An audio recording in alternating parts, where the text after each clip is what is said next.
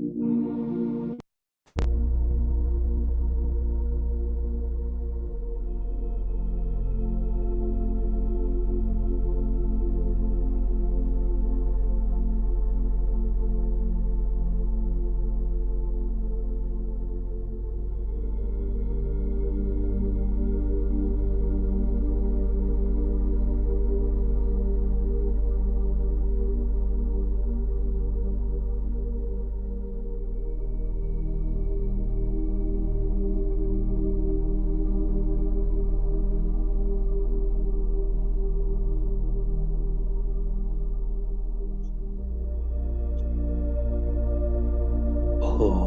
शांति। ओम शांति। ओम शांति।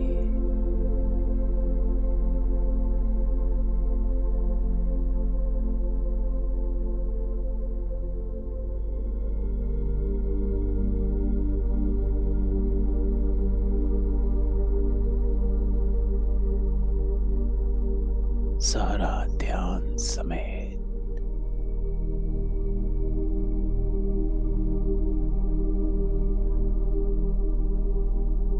अंतर्मुखी बन जाओ।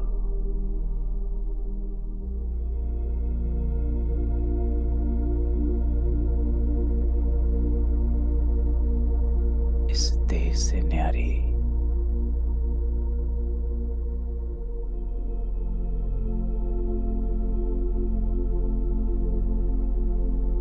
अपने आत्मिक स्वरूप में स्थित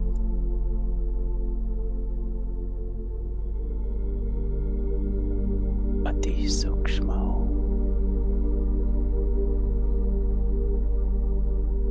दिव्य हो,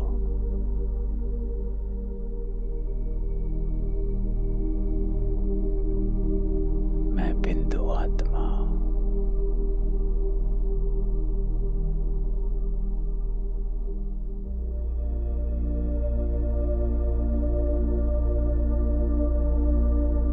पूरे सृष्टि चक्र में चारों युगों में अपने आप को दे।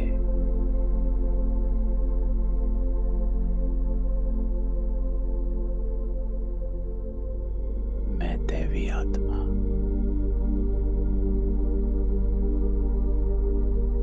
ईश्वरीय संतान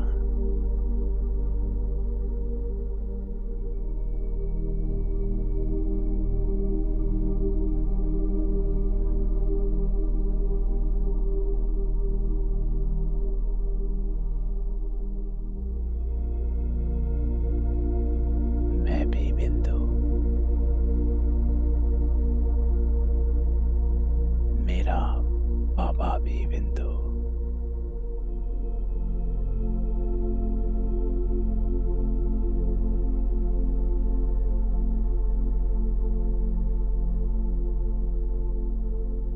मन बुद्धि एकाग्र,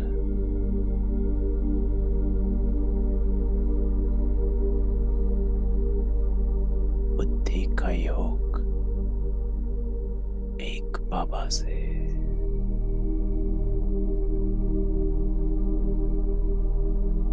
वो सामने बिठा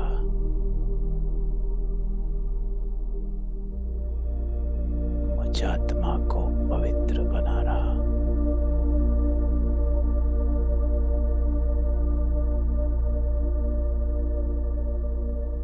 तो चले, आज हमारा बाबा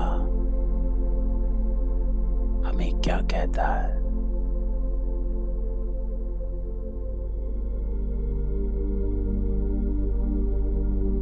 देह की बातें, देह के विचार, देह के संकल्प यहीं छोड़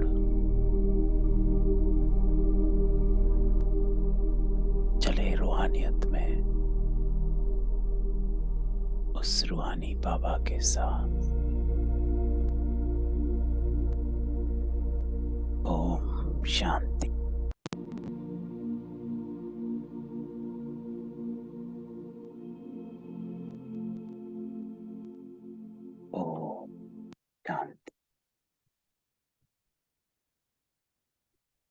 11 जनवरी 2023। बाबा कहता है, मीठे बच्चे। तो बाबा जब मीठे बच्चे बोलता है तो बाबा हम सबको देखता है। जितने भी सेंटर्स में सारे विश्व में बाबा के ब्राह्मण बच्चे हैं, बाबा उनसे बात करता है और बाबा कहता है, मीठे बच्चे। कल भी बाबा ने कहा था, बाप समान मीठा बनना है। आज बाबा कहता है, मीठे बच्चे, बुद्धि का योग बाप से लगाते रहो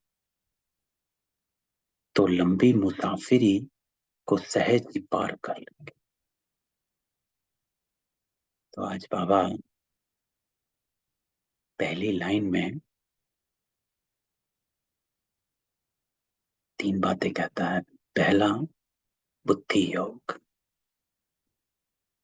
तो बाबा हमेशा कहता है, ये स्थूल योग नहीं है, ये हठ योग नहीं, ये कर्मेंद्रियों का योग नहीं है, ये है बुद्धि का योग। जो बाबा हमेशा कहता है, हथ काटे तिली आड़ते, कि कर्म हाथों से करते रहो और बुद्धि बाबा की ओर। जो बाबा हमेशा कहते हैं, फर्क नहीं पड़ता आप कर्म क्या कर रहे हो, लेकिन आपकी वृत्ति में क्या चल रहा है। बुद्धि का योग बाबा से लगाते रहो। तो बाबा कहता, लंबी मुसाफिरी, जो ये यात्रा है हम आत्माओं की, ये एक लंबी 5000 वर्ष की यात्रा। तो बाबा कहता है, जैसा मैं मुसाफिर वैसे आप भी मुसाफिर हो,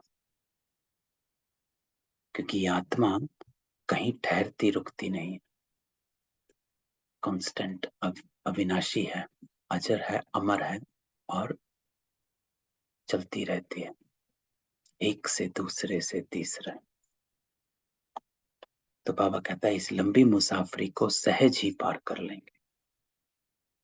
तो हम आत्माएं इसको पार भी करते हैं और पार भी हो जाते हैं, अर्थात संपूर्ण भी बन जाते हैं।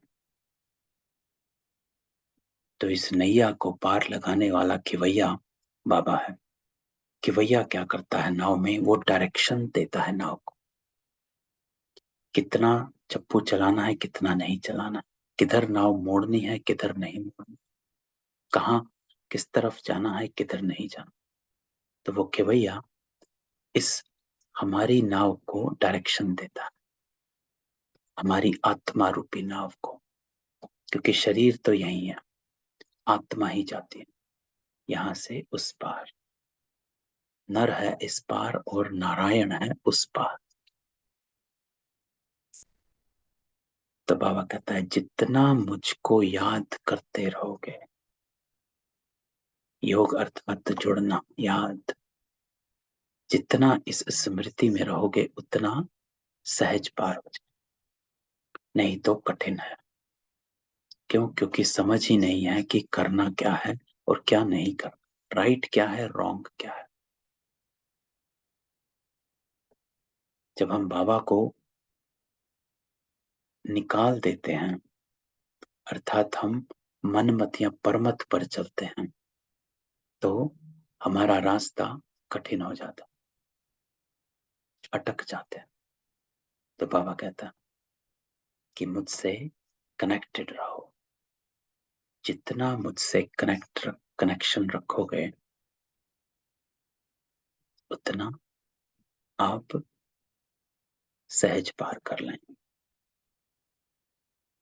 तो 3 चीजें होती हैं, एक कनेक्शन, एक कलेक्शन, एक करेक्शन।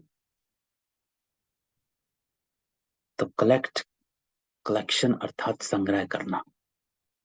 तो हम ज्ञान का संग्रह करते हैं, ज्ञान के पॉइंट्स को कलेक्ट करते हैं। सुबह सुबह बाबा कनेक्ट भी करता है और कलेक्ट भी करवाता है। बाबा कलेक्शन करवाता है, संग्रह करवाता है ज्ञान के पॉइंट्स का, और फिर उसको हम करेक्शन करते हैं, अपनी करेक्शन करते हैं। तो फिर अपने संस्कारों की करेक्शन, अपनी आदतों की करेक्शन, अपने कर्मों की कनेक्शन, अपने संकल्पों की करेक्शन, अपने बोल की करेक्शन, तब हम जाके करेक्शन करते हैं। तो बिना कनेक्शन और कलेक्शन के करेक्शन नहीं हो पाएगी, है ना। तो अगर हमें अपने को करेक्ट करना है तो हमें दो चीजें जरूरी, एक कनेक्शन, दूसरा कलेक्शन। पता भी होना चाहिए क्या ज्ञान अप्लाई करना है, और दूसरा बाबा से कनेक्शन, शक्ति, है ना। एक है ज्ञान बल और एक है योग बल, दोनों चाहिए। तो कनेक्शन, कलेक्शन, ज्ञान बल, योग बल, और फिर करेक्शन। तो उसको बाबा कहता है सहज बात कर। प्रश्न बाबा पूछता है, बाबा पर कुर्बान जाने के लिए किस बात का त्याग जरूरी है? तो उत्तर बाबा देता है देह अभिमान का। एक ही जो थोड़े दिन पहले अव्यक्त मुरली चली थी, जो बाबा कहता है निराकारी और फरिश्ता तभी बन सकेंगे जब हम निरअहंकारी बनेंगे।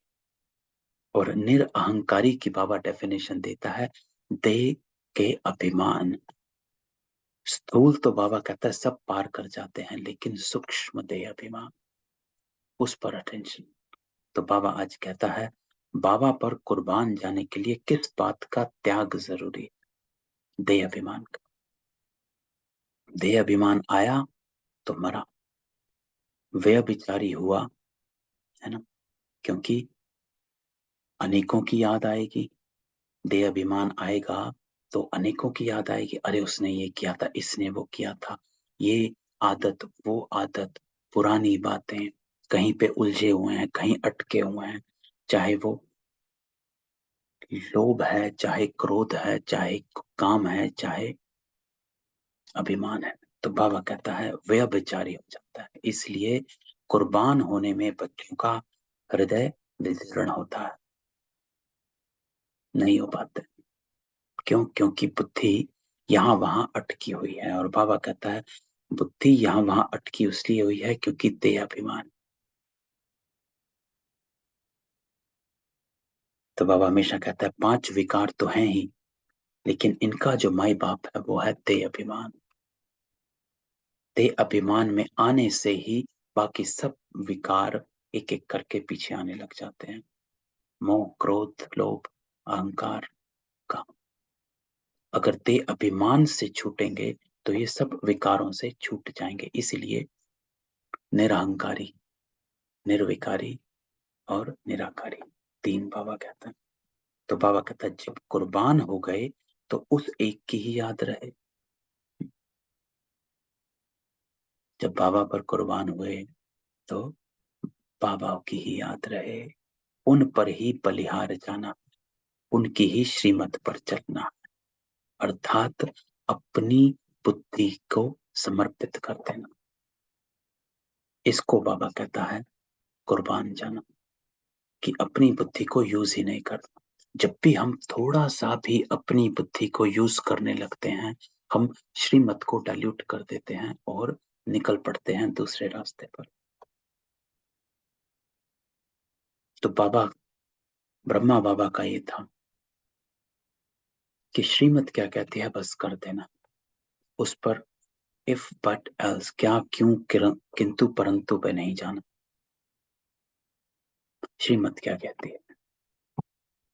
कई बार आत्माओं का क्वेश्चन होता है अगर हम चुप रहते हैं तो लोग हमारा फायदा उठाने लग जाते हैं। ये देह अभिमान शुरू हो गया। लोग हमारा फायदा उठाने लग जाते हैं, इसमें अभिमान आ जाता कि कॉन्शियस हो गए कि मेरा फायदा उठा रहे हैं।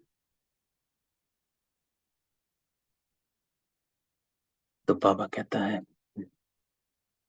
डाइल्यूट नहीं करना। श्रीमत क्या कहती है कि चुप रहना, बस उनकी ही श्रीमत पर चलना है, उन पर ही बलिहार चलना। गीत बाबा आज बजाता है, रात के राही थक मत जाना। तो बाबा हमेशा कहता है श्रीमत पर चलते चलते थक मत जाना।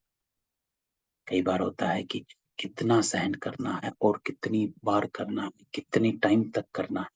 तो बाबा हमेशा इस गीत पर कहता था कि बच्चे थक मत जा,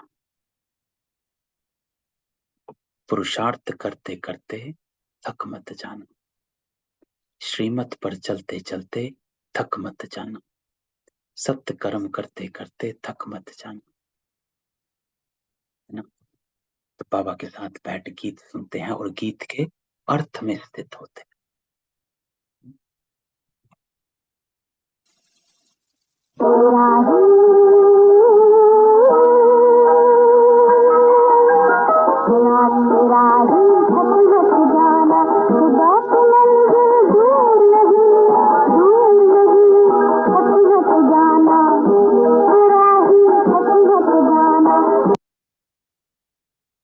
ओम शांति।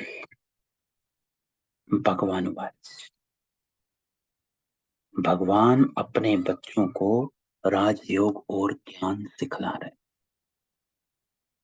यह कोई मनुष्य नहीं। तो आज बाबा पहली ही लाइन में निश्चय दिलवाता है कि कौन सामने बैठा है और कौन पढ़ रहे हैं। बाबा कहता है अपने बच्चों को, कौन? भगवान। तो इसमें बाबा अपनी भी स्मृति दिलवाता है और हमें हमारी भी स्मृति दिलाता है। और क्या कर रहे हो ये दिलवाता है कि राजयोग सीख रहे हो, ज्ञान सीख रहे हो। ये कोई मनुष्य नहीं। बाबा कहता है गीता में लिखा हुआ है, श्री कृष्ण भगवान, अब श्री कृष्ण सारी दुनिया को माया से लिबरेट करे, यह तो संभव नहीं। क्यों नहीं संभव? क्योंकि श्री कृष्ण लिमिटेड है, बेहद नहीं है। श्री कृष्ण हद का है। क्यों हद का है? क्योंकि श्री कृष्ण देवी देवता धर्म का है, बस ये अंतर है। बाबा जो है वो सर्व धर्म मान्य है, सभी धर्मों का। श्री कृष्ण एक का, इसलिए बाबा कहता है वो सारी दुनिया को माया से लिबरेट कर ना सके। बाबा ही आकर बच्चों प्रति समझाते हैं कि एक ईश्वर ही है, एक बीज रूप एक वो ही है जो ये बात समझा सकता है। तो बाबा कहता है वो ही बता सकता है जिन्होंने बाप को अपना बनाया और बाप के सम्मुख बैठे हैं। तो कैसे बाबा स्मृति दिलाता है कि किसके सामने बैठे हो, किसकी याद में बैठे हो।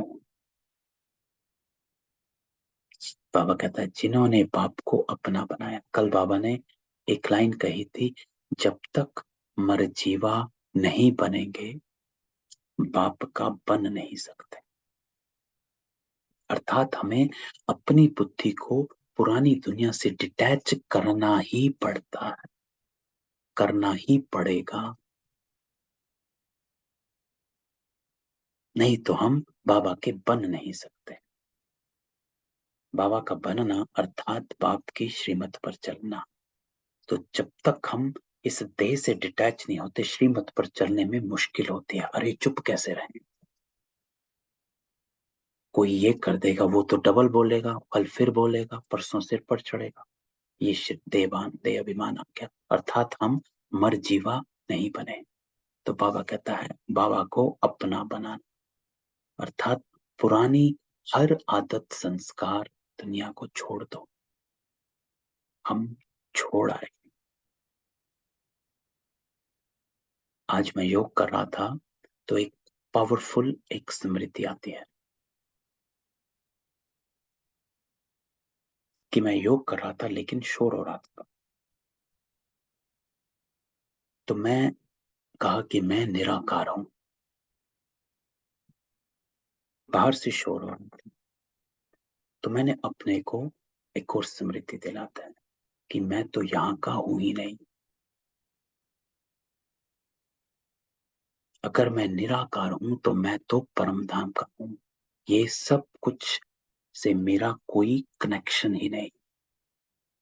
जब मैंने अपनी बुद्धि से इस बात को कनेक्ट किया या ये संकल्प दिया, तो तुरंत बाहर कितनी आवाज, क्या हो रहा क्या नहीं हो रहा, फर्क एकदम साइलेंट हो गया। फर्क ही नहीं पड़ा, क्योंकि मैंने अपने आप को ये कहा कि मैं तो यहाँ का हूं ही नहीं, मैं तो निराकार हूं। इन सब से मेरा कोई कनेक्शन ही नहीं, परम धाम का हूं। तो एकदम डिटैच। तो बाबा कहता है श्री कृष्ण को बाप नहीं कहा जा सकता, है ना, क्योंकि वो तो एक ही है धर्म का। बाबा, बाप को कहा जाता है परम पिता, परम धाम में रहने, है ना, जो बाबा डेफिनेशन देते हैं, परम पिता परम धाम में रहने वाला। और श्री कृष्ण तो सत्युग का पहला प्रिंस है ना। तो ना वो परम पिता है और ना वो परम धाम में रहने वाला है। तो बाबा कहता है आत्मा इस शरीर द्वारा भगवान को याद करती है। बाबा बैठ समझाते हैं कि मैं तुम्हारा बाप परम धाम में रहने वाला हूं। मैं सभी आत्माओं का बाप हूं, सिर्फ एक धर्म का नहीं, है ना, सिर्फ देवी देवता धर्म का नहीं। मैं सभी आत्माओं का बाप, इस पूरी सृष्टि का बीज रूप हूं। मैंने ही कल्प पहले भी बच्चों को आकर सिखाया था। तो देखो बाबा हमेशा कहता है कि आप पहली बार नहीं आए, पहली बार नहीं बैठे हो, हर कल्प आप ऐसे ही बैठते हो, ऐसे ही सुनते हो और अपना परिवर्तन करते हो। तो बाबा कहते मैंने भी कल्प पहले बच्चों को आकर सिखाया था कि बुद्धि का योग मुझ परम पिता से लगाओ, अर्थात मुझसे जुड़ जाओ, मेरी ही सानिध्य में आ जाओ, मेरे सालुक्य में आ जाओ, मेरे सामीप्य में आ जाओ। मेरे समीप की आत्माएं, बाप समान आत्माएं, आत्माओं से बात की जाती है। तो आज बाबा हमें आत्मिक स्थिति में ही स्थित रखवा रहा है, बार बार अटेंशन खिंचवा रहा है कि आत्माओं से बात की जाती है। जब बाबा कहते हैं आत्माओं से, तो हम देह का भान यहीं छोड़ दें। मैं कौन हूँ, घर में कौन है, बाहर क्या हो रहा है, दूसरे कमरे में क्या हो रहा है, नीचे क्या हो रहा है, किचन में क्या हो रहा है, सब छोड़। बाबा कहता है डिटैच, आत्माओं से बात की जाती है। बाबा कहता आत्मा जब तक शरीर में ना आए तो आंखों द्वारा देख ना सके, कानों द्वारा सुन ना सके, है ना। ये तो बात बात बताता ही है कि एक आत्मा ही है जो इस शरीर की आंखों द्वारा देखती है, इस शरीर के कानों द्वारा सुनती है। क्योंकि जब आत्मा चली जाती है तो ये ऑर्गन्स तो यहीं रहती हैं, आंख भी रहती है, कान भी रहता है, नाक भी रहता है, मुख भी रहता है, लेकिन कोई फंक्शन नहीं कर पाते। तो बाबा कहता है आत्मा बिना शरीर के जड़ हो जाता है, डिसफंक्शनल हो जाता है, फंक्शन नहीं कर पाएगा। मूवमेंट्स, बोलना सुनना, जो भी कर्मेंद्रियों का द्वारा किया जाता है, सब आत्मा करवाती है। क्यों? क्योंकि आत्मा चैतन्य है, लिविंग है। आज बाबा आत्मा का ज्ञान देता कि इट्स अ लिविंग थिंग। इसलिए जब आत्मा शरीर छोड़ देती है तो उसको अर्थी कहा जाता है। अर्थी अर्थात अरथी। अ का अर्थ होता है नहीं, रथी अर्थात रथी नहीं रहा।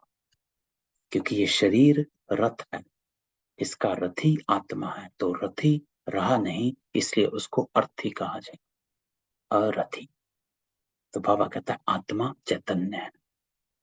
गर्भ में बच्चा है, परंतु जब तक उसमें आत्मा ने प्रवेश नहीं किया तब तक चुरपुर नहीं होती है ना। इसलिए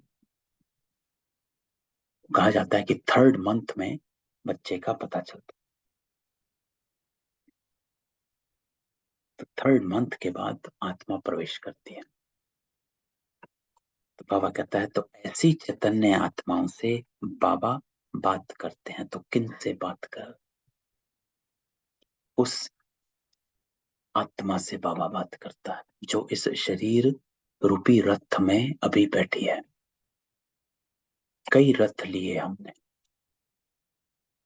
आज ये रथ है, कल कोई दूसरा था, लेकिन बाबा कहता है मैं आप आत्माओं से बात कर रहा हूं क्योंकि ये आत्मा ही मेरे साथ जाने वाली, शरीर यहीं रुक जाएगा। तो जो मेरे साथ जाने वाला है मैं सिर्फ उससे ही बात करता हूं, जिसको मुझे पवित्र बनाना है। इस शरीर को पवित्र नहीं बनाना, मैं आपकी आत्मा को पवित्र बनाना। तो बाबा कहते हैं मैंने यह शरीर लोन पर लिया, मैं आकर सभी आत्माओं को वापस ले जाता हूँ शरीर को। ये शरीर यहीं रहा। तो कौन सुनेगा? आत्मा सुनेगी। तो बाबा कहता है फिर जो आत्माएं सम्मुख होती हैं उन्हों को राजयोग सिखाता हूं। तो बाबा हमको सामने बिठा राजयोग सिखा रहा है। ये सारा ज्ञान ही राजयोग है, अर्थात स्मृति कि बच्चे मुझसे योग लगा और पहले स्व राज्य अधिकारी बन, फिर विश्व राज्य अधिकारी बन जाएगा। तो ये राजयोग बाबा हमें सिखाता है कि मुझसे जब तू कनेक्ट हो जाता है तो तू अपने मन का, अपनी बुद्धि का, अपने संस्कारों का राजा बन जाता है, अर्थात अपने कंट्रोल से चलाते।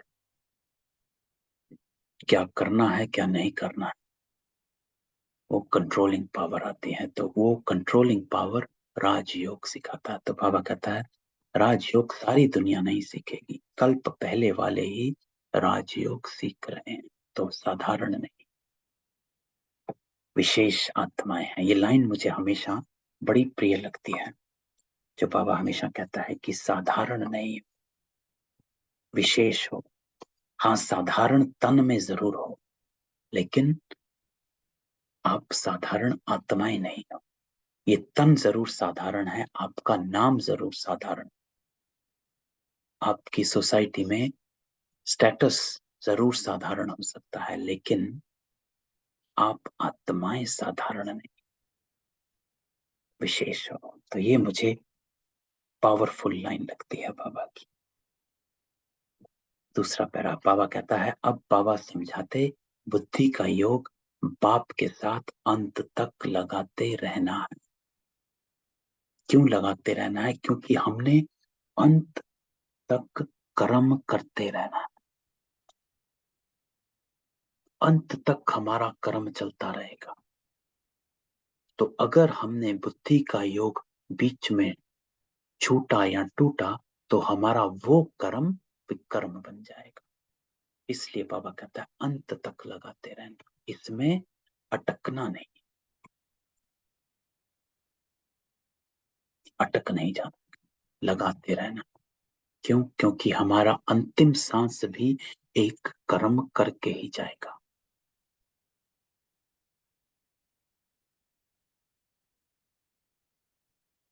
इसीलिए बाबा कहता है कि इस अभ्यास को पक्का करना।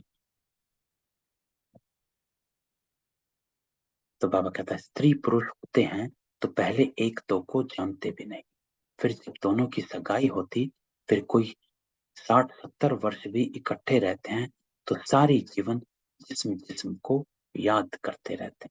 वह कहेगी ये मेरा पति, वो कहेगा ये मेरी पत्नी। अब तुम्हारी सगाई हुई है निराकार से, क्योंकि हम आत्मा निराकार है। इस शरीर की नहीं, इस शरीर की तो सगाई हो चुकी जिसके साथ होनी थी। हम सब प्रवृत्ति मार्ग वाले, तो जिसके साथ हमारा कार्मिक बंधन था उसके साथ बंधा हुआ है, वो शरीर का बंधन बंधा हुआ है, लेट इट बी। लेकिन मैं आत्मा जो हूं वो अब निराकार शिव के साथ। निराकार बाप ने ही आकर सगाई कराई।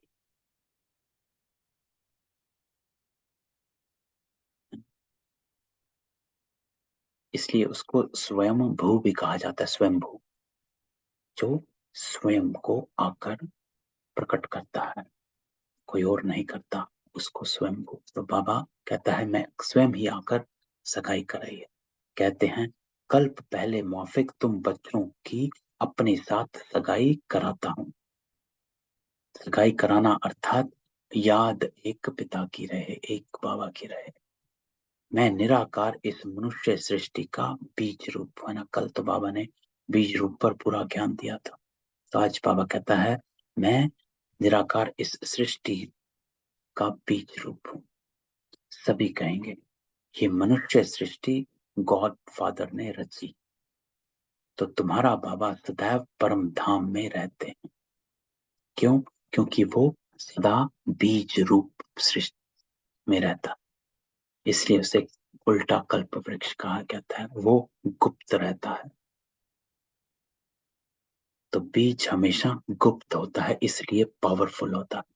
अगर बीज को जमीन के ऊपर रख देंगे तो उसमें से वृक्ष पेड़ नहीं आएगा, वो बीज फूटेगा नहीं अगर प्रत्यक्ष होगा। जब तक बीज को गुप्त नहीं करेंगे तब तक उसमें से पौधा निकल नहीं सकता। इसलिए बाबा हमेशा बीज रूप है, गुप्त रहता है। इसलिए वो गुप्त वेश में साधारण तन में आता है, प्रत्यक्ष में नहीं आता। तो बीज रूप पे अगर मंथन किया जाए तो बहुत सारे पॉइंट्स बाहर आते हैं। तो बाबा कहता है अभी कहते हैं मुझे याद करो। मुसाफिरी लंबी होने कारण बहुत बच्चे थक पड़ते हैं।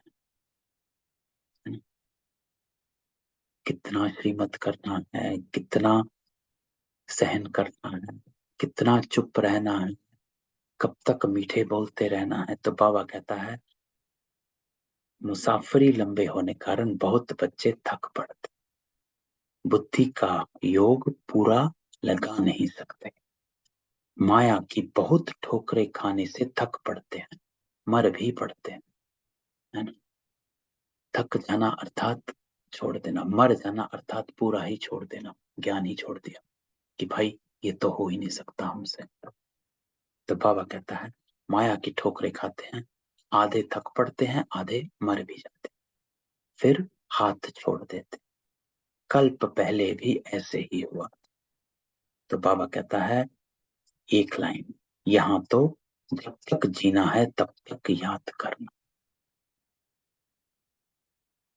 अधूरी यात्रा नहीं है, यात्रा अर्थात अपने मंजिल पर पहुंचना ही है। नाव में बैठे हो तो बीच में थोड़ा ना उतर जाएंगे पानी में, जब तक उस पार पहुंच नहीं जाते। तो बाबा कहता है जब तक जीना तब तक याद करना। स्त्री का पति मर जाता तो भी याद करती रहती, ये बाप व पति ऐसे छोड़कर जाने वाला तो नहीं। कहते हैं मैं तुम सजनियों को साथ ले जाऊंगा। तो बाबा ऊपर कहता है मैं तुम्हारी अपने से सगाई कराता हूं, अब कहता है मैं सगाई कराकर तुमको अपने साथ लेकर जाऊं, परंतु इसमें समय लगता है, थकना नहीं। तो आज बाबा इस बात पर अटेंशन खिंचवा रहा है कि बच्चे थक नहीं जाना। इसलिए बाबा ने आज गीत भी चलाया, रात के राही तक मत जाना, कि श्रीमत पर चलते चलते थक नहीं जाना। पापों का बोझा सिर पर बहुत है, वो योग में रहने से ही उतरेगा। योग में रहने से उतरेगा क्योंकि योग से हम अपने स्मृति स्वरूप में रहेंगे, हम इस अटेंशन में रहेंगे कि हम कौन हैं और हमें क्या कर्म करने हैं, ये समय कौन सा चल रहा है।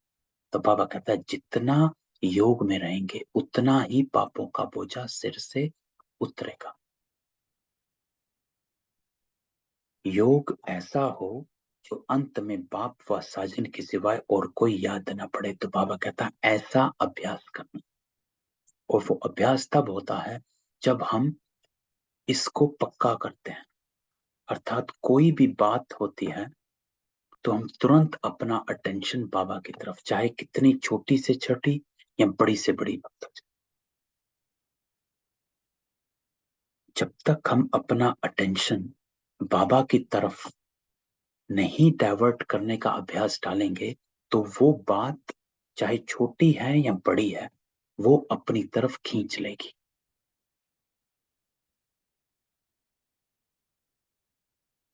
तो कल भी जो अनुभव आपने अनुभव सुनाया था उस भाई का, तो वो बाबा कहता है भाई मैं तो यहाँ हूं, तुम कहाँ और किधर आंसर ढूंढ रहे हो।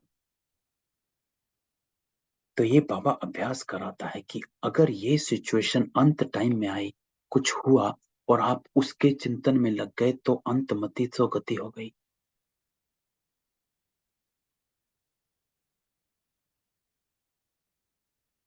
तो इस बात का हमें अटेंशन रखना है कि अभी से हम अभ्यास करना शुरू करेंगे कि छोटी छोटी बातें या बड़ी से बड़ी बात हमारे को उलझाए नहीं, अटकाए नहीं। वो अगर हम अभी अभ्यास करेंगे तो ही तो अंत समय में वो अभ्यास हमारे काम आएगा।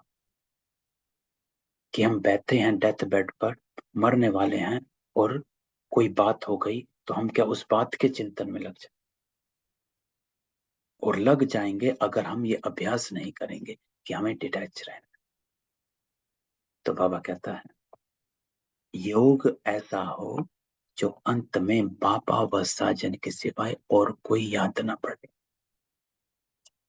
अगर और कुछ याद पड़ा तो व्यभिचारी हो गया, फिर पापों का दंड भोगना पड़े। आज बाबा अटेंशन भी खिंचवाता है और ज्ञान भी देता है कि क्या हो जाएगा। इसलिए बाबा कहते हैं परम धाम के राही थक मत जान। तो हम ये अभ्यास कांस्टेंट करते रहे, कुछ बात होती है तुरंत ऐसा अभ्यास हो जाए कि हमें डिटैच होने का अभ्यास। किसी ने कुछ कहा, तुरंत डिटैचमेंट को लाना है। क्योंकि सोचो अगर अंत समय में किसी ने कुछ कहा, तब क्या आप उसी में अटके रहेंगे कि इसने क्या कह दिया, बुद्धि वहीं अटकी रहेगी। अरे नहीं, छोड़ो, हल्का करते चलो, टाइम नहीं है।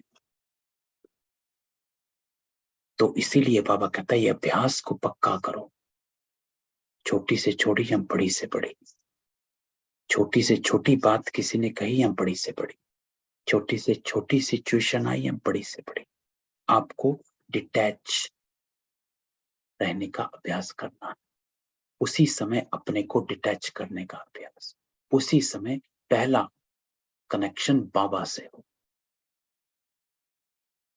और बाबा से कनेक्शन होते ही आपको श्रीमत आएगी कि इसमें, इस सिचुएशन में, ऐसे समय पर बाबा की श्रीमत क्या कहती है, तो मुझे करना क्या चाहिए। बजाय उसके कि मनुष्य आत्माओं से पूछे कि व्हाट शुड आई डू, आप बाबा से कनेक्ट हो जाते हैं और बाबा आपको टचिंग दे देता है। तो बाबा कहता है तुम जानते हो मैं ब्रह्मा द्वारा आदि सनातन देवी देवता धर्म की स्थापना कर, और शंकर द्वारा सभी धर्मों का विनाश करा था। अभी कॉन्फ्रेंस करते रहते हैं तो सभी धर्म मिलकर एक कैसे हो जाएं, सभी शांत में कैसे रहें, उसका रास्ता निकालें। अब अनेक धर्मों की एक मत तो हो नहीं सकती, एक मत से तो एक धर्म की स्थापना होती है ना। तो बाबा कहता है एक ही धर्म है जिसकी एक मत से स्थापना होती है, वो है देवी देवता धर्म।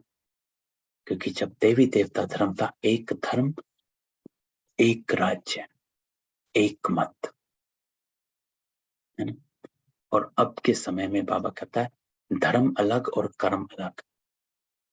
तो एक मत से तो एक ही धर्म की स्थापना होती है। वो सभी धर्म सर्वगुण संपूर्ण संपूर्ण निर्विकारी हो, तब आपस में शीरखंड हो सकते हैं। तो बाबा कहता है यही एक तरीका है कि सब एक हो जाएं। एक तब हो सकते हैं जब सभी दैवी गुणों को अपना लें, और वो हो नहीं सकता कि सभी धर्म तो दैवी गुणों वाले हो नहीं रहे। तो बाबा कहता है अगर वो सभी धर्म सर्वगुण संपन्न संपूर्ण निर्वाणकारी हो जाए। राम राज्य में सभी शीरखंड थे, जानवर भी लड़ते नहीं थे। यहाँ तो घर घर में झगड़ा, लड़ते तब हैं जब उनका कोई धनी धोनी। तो धनी धोनी कहा जाता है आपको देखने वाला, गार्डियन, आपकी संभाल करने वाला। तो बाबा कहता है घर घर में झगड़ा है। क्यों? क्योंकि कोई धनी धोनी नहीं, कोई माए बाप नहीं, अपने माता पिता को नहीं जानते। यहाँ बाबा धनी धोनी माता पिता को कहता है, अपने परम पिता परमात्मा को नहीं जानते, उस रूहानी पिता को नहीं जानते। गाते भी हैं, तुम मात पिता हम बालक तेरे, तेरी कृपा ते सुख गनेरे। तो सुख गनेरे तो अभी है नहीं, तो कहेंगे मात पिता की कृपा नहीं। अब बाबा कहता है वो तो कहते हैं मात पिता की कृपा नहीं, और बाबा कहता है भाई मात पिता को तो तुम जानते ही नहीं। तो बाबा कहता है बाप को जानते ही नहीं तो कृपा कैसे करे। बाबा की कृपा बाबा की श्रीमत है, वो हमको तुरंत किचड़े से निकाल के पवित्रता की ओर ले जाती है। वो कृपा है ईश्वर की, जो बाबा परसों मुरली में कहता है कि अब आप मेरे संग रहते हो, ये एक जन्म आप मेरे साथ रहते हो। तो हम इस जन्म में बाबा के साथ रहते हैं, और बाबा कृपा करते हैं, हमें बताते हैं कि क्या करना है क्या नहीं करना है। श्रीमत, हर कर्म की श्रीमत बाबा देता है, तो हम के तुरंत हमें कचड़ों से निकाल देते हैं। तो बाबा कहता है फिर टीचर के डायरेक्शन पर चलें तब कृपा हो। तो कृपा तो तब हो जब हम श्रीमत पर चलें। वह तो कह देते सर्वव्यापी है, तो कौन कृपा करे। तो बाबा कहता है पता ही नहीं है कि डायरेक्शन लेनी किससे है, राइट और रॉन्ग में फर्क क्या है।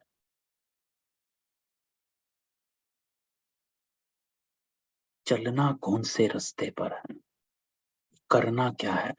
तो देखो कितने भाग्यशाली हम हैं कि हमें बाबा बता देता है कि करना क्या है। अब न करना ना करना तो यथाशक्ति है, हमारी शक्ति के अनुसार कि कितनी हमने अपनी आत्मा में शक्ति योग बल से भर ली है, तो हम श्रीमत पर चल पाते हैं या नहीं चल पाते। लेकिन डायरेक्शन जरूर है। बाबा कहता है कह देते सर्वव्यापी, तो कौन कृपा करे और किस पर करे। कृपा लेने वाला और करने वाला दोनों चाहिए, है ना।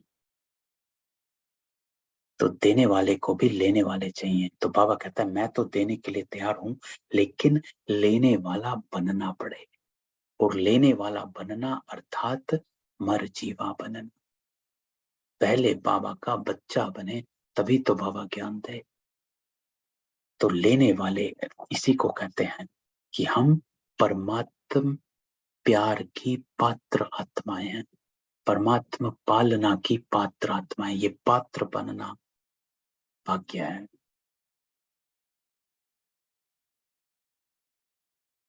दान पात्र में भी पात्र का भाग्य होता है कि जिसमें दान आता है। तो बाबा कहता है आप पात्र आत्माएं बने हो। तो बाबा कहता है स्टूडेंट पहले तो आकर टीचर के पास पढ़े, यह कृपा अपने ऊपर कर। तो पहले बाबा कहता है पहले आपे ही अपने पर कृपा करो। फर्स्ट कृपा, इट्स यू ऑन योरसेल्फ, कि पहले तो आकर पढ़ें। ये आपे आपे ही आप पर कृपा है। तो अगर हम मुरली मिस करते हैं तो हमने अपने पर कृपा ही मिस कर दी।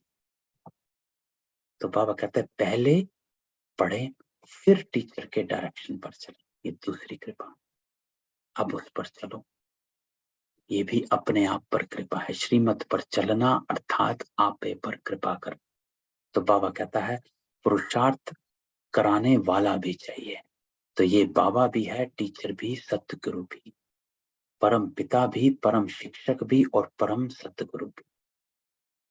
तो ये वो टीचर है जो पुरुषार्थ कराता है। तो बाबा कहता है पुरुषार्थ कराने वाला भी चाहिए। तो रोज बाबा सवेरे सवेरे हमारे कान खींचता है, कहता है कि बच्चे ये करना है, अटेंशन में लेकर आओ, स्मृति में लेकर आओ और सारा दिन इसको अपने कर्मों पर लेकर आओ, उतारो, हर कर्म में उतारो। आज बाबा ने क्या कहा था, क्या करना है मुझे? तो बाबा कहते हैं मैं कल्प कल्प यह स्थापना का कार्य कराता हूं। तो स्थापना का कार्य यही हुआ कि बाबा हमको पुरुषार्थ करना सिखलाता कि कैसे हमें अपनी आत्मा को मैलेपन से निकाल पवित्रता की ओर लेकर, हमें अपने आप को प्योरेस्ट ऑफ प्योर बनाना है। हमें अपनी टॉप स्टेज जो है हमारी उत्तम से उत्तम, हमारी अपनी जो बाबा कहता है संपूर्णता की स्टेज, उसको पाना। पतित दुनिया को पावन दुनिया बनाता। वर्ल्ड ऑलमाइटी अथॉरिटी है ना, तो वर्ल्ड ऑलमाइटी अथॉरिटी का राज्य कायम करते हैं। सारी सृष्टि पर एक ही लक्ष्मी नारायण का राज्य था, उनकी ऑलमाइटी अथॉरिटी थी। तो बाबा कहता वहां कोई लड़ाई झगड़ा कर ना सके, क्योंकि वहां माया है ही नहीं, है ही गोल्डन एज, सिल्वर एज। सत्युग त्रेता, बाबा कहता दोनों को स्वर्ग अथवा वैकुंठ कहेंगे। सभी गाते भी हैं चलो वृंदावन भजो राधे गोविंद, जाते तो कोई है नहीं, सिर्फ याद जरूर करते हैं। तो बाबा कहता है अब तो माया का राज्य है, सभी रावण की मत पर, तो सभी रावण की मत पर हैं। तो बाहर देखो, और अगर हम उन संस्कारों को, उन आदतों को कॉपी करें या वैसे ही अपने को चलाएं, तो बाबा कहता है आप किसकी मत पर हो? बाकी सभी तो रावण की मत पर हैं। अगर आप भी सोच वैसी करेंगे तो आप भी रावण की मत पर होगे। तो बाबा कहता है देखने में तो बड़े बड़े मनुष्य अच्छे आते हैं, बड़े बड़े टाइटल मिलते हैं, थोड़ी जिस्मानी हिम्मत दिखाते हैं और अच्छा कर्म करते हैं तो टाइटल मिलते हैं। कोई को डॉक्टर ऑफ फिलॉसफी, कोई को ऐसे ऐसे टाइटल देते रहते। तो बाबा कहता है अभी तुम तो हो ब्राह्मण। तो आपका टाइटल बाबा कहता है ऊंचते ऊंच, ये रूहानी टाइटल जो बाबा हमें देता है ये और कोई दे ना सके। बाबा कहता है अपने स्वमान को ऊंचा करो, क्योंकि अभी तुम तो हो ब्राह्मण, बरोबर भारत की सर्विस में हो, तुम दैवी राजधानी स्थापन कर रहे, तो यू आर बियॉन्ड एवरीवन। बाबा कहता है साधारण नहीं हो, तुम दैवी राजधानी स्थापन कर रहे हो बाबा के साथ। बाबा हमेशा कहता है आपकी पवित्रता ही आपका सहयोग है। तो जब स्थापना हो जाएगी तब तुमको टाइटल्स मिलेंगे। तो बाबा कहता है धीरज, सूर्यवंशी राजा रानी, चंद्रवंशी राजा रानी, फिर तुम्हारा राज्य चलेगा। तो हम देखो एक साथ सतयुग में आने वाले, उसी सूर्यवंशी राजाई में आने वाले। वहां कोई को टाइटल नहीं मिलता। बाबा कहता है वहां दुख की कोई बात ही नहीं है, जो कोई का दुख दूर करे वहां बहादुरी दिखा, जो टाइटल मिले। तो बाबा कहता है वहां टाइटल है नहीं ऐसा। क्यों? क्योंकि वहां कोई एक्स्ट्रा कर्म इस तरह का नहीं होता। किसी को ठीक करना, किसी को दुख दूर करना, ये किसी को दान देना, ये सब होता ही नहीं है।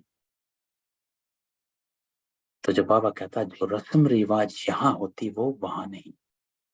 ना लक्ष्मी नारायण इस पतित दुनिया में आ सकते, इस समय कोई भी पावन देवता नहीं, ये है ही पतित आसुरी दुनिया।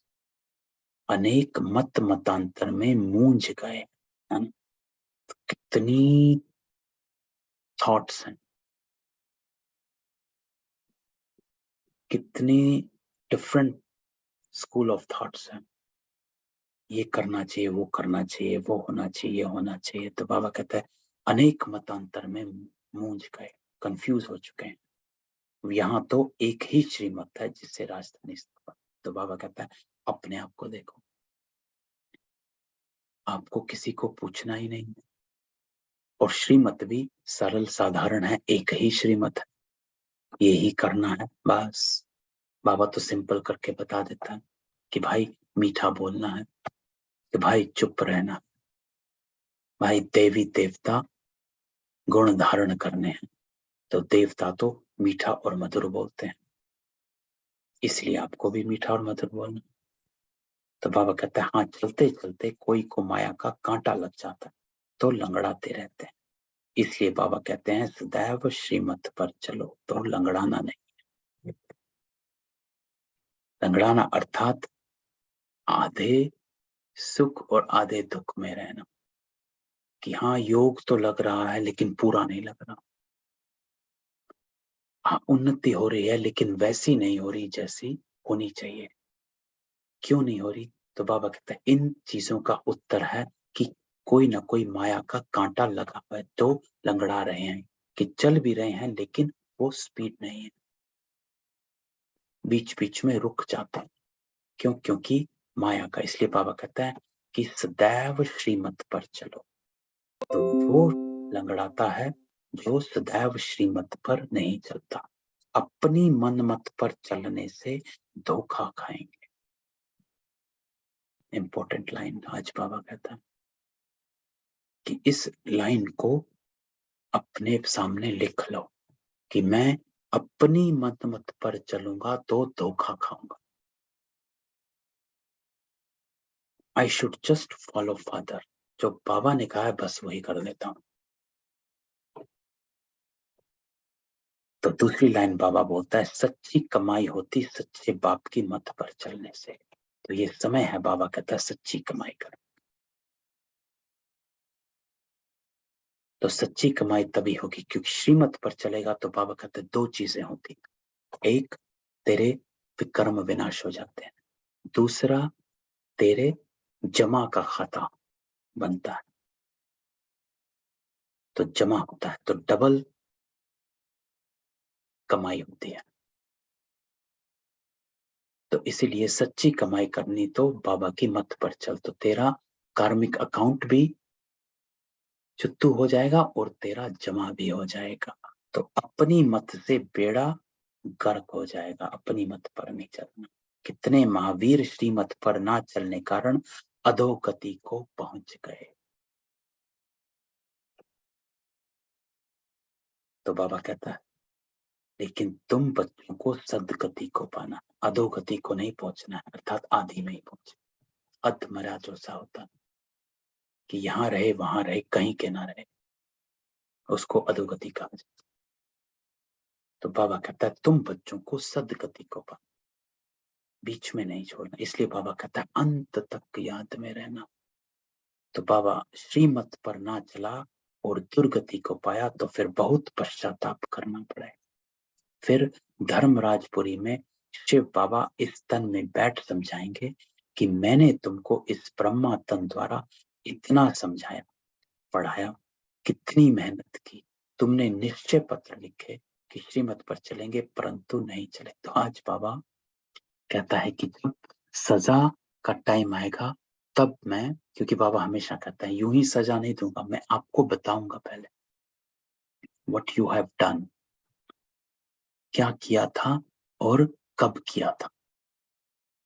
उस वक्त बाबा कहता है मैं तुमको ये भी बताऊंगा कि मैंने तुमको समझाया था, पढ़ाया भी था, मेहनत भी कराई थी, तुमने वायदे भी किए थे लेकिन फिर भी नहीं चले।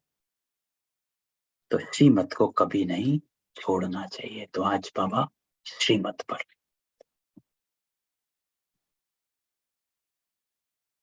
कि श्रीमत पर चलने से कितना फायदा। कुछ भी हो, बाप को बताने से सावधानी मिलती रहे। कांटा लगता ही तब है जब बाबा को भूलते हैं।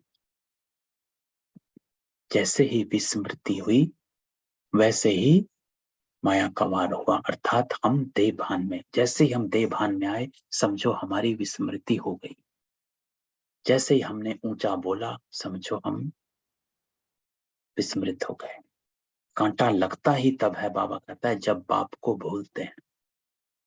क्योंकि बाबा को भूलना अर्थात बाप समान अपने बनने के लक्ष्य को भूल जाना। तो बाबा कहता है बच्चे सदगति करने वाले बाप से भी 3 कोस दूर भागते हैं। गाते भी हैं, वारी जाऊं कुर्बान जाऊं। जो कल भी बाबा ने कहा था, तुम ही संग बैठो, तुम ही से सुनूं, तुम ही से बोलूं, तुम ही संग प्रीत लगाऊं। तो बाबा कहता है परंतु किस पर? ऐसे तो नहीं लिखा है सन्यासी पर वारी जाऊं, वहां ब्रह्मा विष्णु शंकर पर वारी जाऊं, वहां श्री कृष्ण पर वारी जाऊं। कुर्बान जाना है परम पिता परमात्मा पर। तो कुर्बान बाबा कहता है बुद्धि। आज की मुरली की पहली लाइन है बुद्धि का योग बाबा के साथ। कुर्बान जाना अर्थात अपनी बुद्धि को समर्पित कर देना, अर्थात अपनी बुद्धि को यूज ही नहीं कर, बाबा की बुद्धि से चलना। श्रीमत क्या कहती है? तो बाबा कहता है कुर्बान जाना है परम पिता परमात्मा पर, कोई मनुष्य पर नहीं। वर्षा मिलता है बाबा से, बाप बच्चों पर कुर्बान होता है। ये बेहद का बाप भी कहते हैं मैं कुर्बान होने आया। परंतु बाप पर कुर्बान होने में बच्चों का हृदय कितना विदीर्ण होता है। बाबा कहता है परेशानी कितनी होती है कि कैसे कि श्रीमत पर चलना कठिन बहुत है। बाबा कहता है चुप रहो, चुप रहना बड़ा मुश्किल है। तो बाबा कहता है बाप पर कुर्बान होने में बच्चों का हृदय विदीर्ण होता है, दुखता है, अर्थात बड़े भारी हृदय के साथ श्रीमत पर चल रहे हैं कि मुश्किल है। तो बाबा कहता है ये अभिमान में आया तो मरा, वह अभिचारी हुआ। याद उस एक की रहनी चाहिए, तो दे अभिमान में नहीं।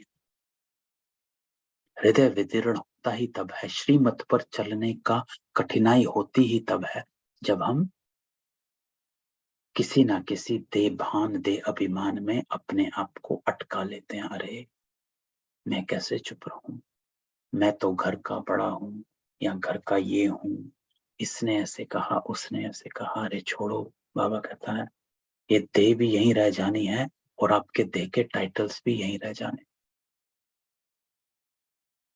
जागो, उठो। बाबा कहता है स्मृति में लाओ भाई आप कौन हो और क्या करना है, कहाँ जाना।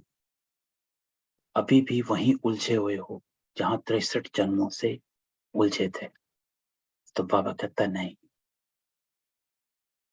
उन पर बलिहार जाना है। क्यों? क्योंकि अब नाटक बाबा कहता है पूरा होता है, अब हमको वापस जाना है। इसीलिए बाबा कहता है छोड़ो, अब बहुत किया, अटकना बहुत किया। यही अटक अटक कर हमारे संस्कार ऐसे बने जो हम नीच कर्म करने लग गए। तो बाबा कहता है अब उठो। बाकी मित्र संबंधी आदि तो सब कब्र दाखिल होने हैं। तो बाबा कहता है बाकियों को देखो, उन्होंने तो कब्र दाखिल होना, इसलिए इसको कयामत का समय कहा जाता है। उनको क्या याद करेंगे? इसमें अभ्यास बहुत चाहिए। इसलिए बाबा कहता है इस अभ्यास को पक्का करना है कि अंत में आपको मेरी याद है। तो आज भी अगर ये छोटी सी सिचुएशन में या बड़ी सिचुएशन में आप वहां अटक जाते हो तो अंत में क्या होगा? इसलिए इस अभ्यास को पक्का करो। गाया भी जाता है, चढ़े तो चाखे अमृत रस, गिरे तो चकना चूर। चढ़े तो चाखे अमृत रस, गिरे तो चकनाचूर। तो जितना हम चढ़ती कला उड़ती कला में अपने आप को समृद्ध रखेंगे, उतना हम आगे बढ़ते रहेंगे। लेकिन जैसे ही हमने उसको छोड़ा, गिरे तो चकनाचूर हो जाते हैं। तो बाबा कहता है जोर से गिरते हैं तो पद गंवा देते हैं, ऐसे नहीं, स्वर्ग में नहीं आएंगे। परंतु राजा रानी बनने, प्रजा बनने में फर्क तो है ना। यहाँ का भील भी देखो, मिनिस्टर भी देखो, फर्क है ना। इसलिए पुरुषार्थ पूरा करना है, तो पूरा पुरुषार्थ करना है बाबा। पूरा पुरुषार्थ अर्थात सदा और सर्व के साथ। कोई गिरते हैं तो एकदम पतित बन जाते, श्रीमत पर चल नहीं पाते तो माया नाक से पकड़ एकदम गटर में डाल देती। बाप दादा का बन फिर ट्रेटर बनना, गोया उनका सामना करना। इसलिए बाबा कहते हैं कदम कदम संभाल कर चलो। तो बाबा कहते हैं मार्जिन नहीं रहना चाहिए, अटेंशन रखो। जितना अभी अटेंशन रखोगे फिर ये नेचुरल बन जाता है। जैसे अब हमारा खान पान नेचुरल हो गया, we don't have to think twice कि हमें ये नहीं खाना वो नहीं खाना, नेचुरल हो चुका। कोई चीज सामने होती है, मन नहीं करेगा खाने का, क्यों? क्योंकि वो नेचुरल हो चुका। क्वेश्चन भी नहीं उठता है मन में, संकल्प भी नहीं आता। तो क्यों? ये कैसे हमारी अवस्था बनी? क्योंकि हमने जब स्टार्ट किया था तब हमने कदम कदम पर अटेंशन रखी थी। वो अटेंशन ने हमें इसको नेचुरल और नेचर बना दिया। तो बाबा कहता है अब माया का अंत होने वाला। तो माया बहुतों को गिराती है, इसलिए बच्चों को खबरदार है। रास्ता जरा लंबा है, पद भी बहुत भारी है, लेकिन अगर ट्रेटर बना तो सजा भी भारी है। तो बाबा कहता है जब धर्मराज बाबा सजा देते हैं तो बहुत रड़ियां मारते हैं, जो कल्प कल्प के लिए कायम हो जाती। माया बड़ी प्रबल है, थोड़ा सा भी बाबा का डिसरिगार्ड किया तो मरा। तो आज बाबा ने श्रीमत भी पावरफुल दी है और अटेंशन भी खिंचवाया। तो बाबा कहता है डिसरिगार्ड किया तो मरा, गाया हुआ है सतगुरु का निंदक ठोर ना पाए। कामवश क्रोधवश उल्टे काम करते हैं, गोया बाप की निंदा कराते हैं और दंड के निमित्त बन जाते हैं। कि बीके होकर ये कर रहे हैं या वो कर रहे हैं, तो बाबा कहता है निंदा नहीं करानी।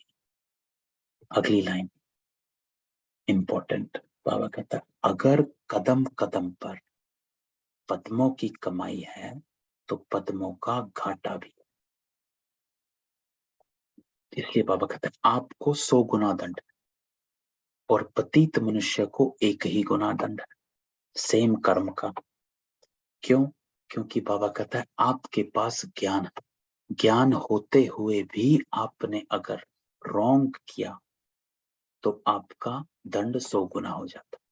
उनके पास ज्ञान नहीं, तो ज्ञान नहीं है तो रॉन्ग किया तो उनका दंड 1 ही गुना रहता। इसलिए आपको ज्यादा संभाल करनी, क्योंकि आपके पास ज्ञान है।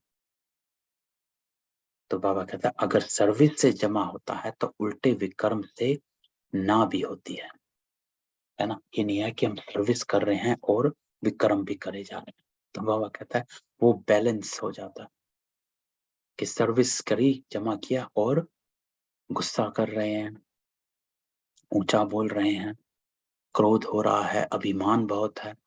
तो बाबा कहता है ऐसे उल्टे विक्रम करोगे तो वो बैलेंस कट भी होता जाता है। बाबा के पास सारा हिसाब रहता है। तब ये ना कहना कि अंतिम बाबा मैंने तो सर्विस बहुत करी थी, मेरे पॉइंट्स कम कैसे हैं। तो बाबा कहता तुरंत दिखा देंगे कि भाई सर्विस भी करी थी, लेकिन जितने ही आपके सर्विस के पॉइंट हैं उतने ही आपके विकर्म के भी पॉइंट्स। तो आप न्यूट्रल रहे। तो बाबा के पास सारा हिसाब, अब सम्मुख पढ़ा रहे हैं तो सारा हिसाब जैसे उनकी हथेली पर। तो बाबा हम सबका चिट्ठा अपने सामने रखता है। तो बाबा के सामने बैठे है ना, तो अपने को इसी स्मृति में रखना है कि वो भगवान ईश्वर हमारा बाबा जो है हमको पावन बना रहा। किसके लिए? हमारे लिए। बाबा हमेशा कहता है मेरे लिए पुरुषार्थ नहीं कर रहे हो, अपने लिए कर रहे हो। बाबा तो कहेंगे चल कोई बच्चा शिव बाबा का डिसरिगार्ड ना करे, बहुत विकर्म बनते हैं। यज्ञ सेवा में हड्डी हड्डी देनी पड़ती है। दधीची ऋषि का मिसाल, उसका भी पद बनता है। नहीं तो प्रजा में भी भिन्न भिन्न पद है, प्रजा में भी नौकर चाकर सभी चाहिए। बल वहां दुख नहीं होगा, परंतु नंबरवार पद तो है ही। आज तो मीठे मीठे सिकिलते बच्चों प्रति माता पिता बाप दादा का याद प्यार, गुड मॉर्निंग। रूहानी बाप की रूहानी बच्चों को नमस्ते। तो हम रूहानी बच्चों की रूहानी बाप दादा को याद प्यार, नमस्ते और गुड मॉर्निंग। धारणा, तो आज की धारणा बाबा कहता है थकना नहीं, श्रीमत पर चलते चलते थकना नहीं। आज बाबा ने कितने पॉइंट्स दिए हैं कि श्रीमत पर ना चलने से क्या होगा, कम से कम 5-7 पॉइंट्स। वही पॉइंट्स अपने सामने लिख लेने। श्रीमत पर ना चलने से ये होता, घाटा होता, कर्म बनते हैं, वो होता है। बाबा कहता है थकना नहीं, ऐसी सच्ची याद का अभ्यास करना। ये अभ्यास करना, अभ्यास अर्थात कुछ भी होता है तुरंत अपने आप को डिटैच कर सको, इस चीज का अभ्यास करो। देखो सारे दिन में कोई ना कोई सिचुएशन जरूर आती है, एक नहीं आती है, मल्टीपल आती है। बच्चे हैं, बच्चों ने कुछ कह दिया, परिवार अगर संग कईयों के साथ रहते हो, वहां कोई ना कोई बात होगी, ऑफिस में कोई बात हो गई, कहीं ना कहीं कुछ ना कुछ जरूर होता रहता है। क्यों? क्योंकि विकारी मनुष्य हैं, विकारी मत पर चल रहे हैं, आसुरी मत पर चल रहे हैं। तो जरूर मतभेद बहुत है। हमारी मत ईश्वरीय मत है, उनकी मत आसुरी, वही मतभेद है। तो सच्ची याद का अभ्यास कर, अर्थात हम कैसे अपने आप को हर चीज से डिटैच कर सके, उसका अभ्यास। कुछ होता है तुरंत अपने आप को डिटैच करने का अभ्यास, नहीं तो अंत समय में नहीं कर पाएंगे। तो बाबा कहता है ऐसा अभ्यास जो अंत समय भी बाप के सिवाय कोई भी याद है। ये सोचो अगर डेथ बेड पर हम हैं और उस समय ये सिचुएशन होती है तो हम क्या करेंगे, वही करना है। क्योंकि मम्मा जो कहती थी मैं अब हर श्वास ऐसे लेती हूँ कि मेरा ये आखिरी श्वास है, कि अगर निकल गया तो मैं इस वक्त सोच क्या रही।